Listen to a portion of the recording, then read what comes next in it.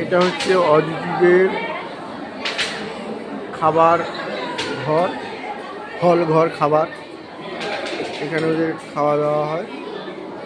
আমরা এখানে বসেছি, বৃষ্টি পড়ছিল বলে আমরা এখানে এখন চলে এসেছি। মিটিংও হয়েছিল আর খাবার।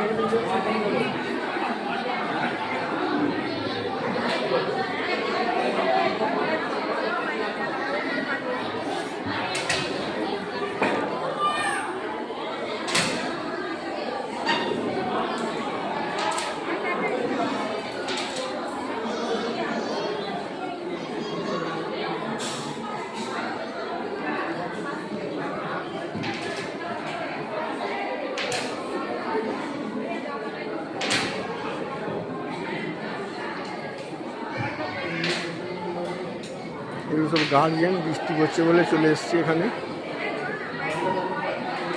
ভিতরে কিচেন, এটা ক্যান্টিন। ক্যান্টিনে এখানে সব ক্লাসে খাওয়া দাওয়া হয়।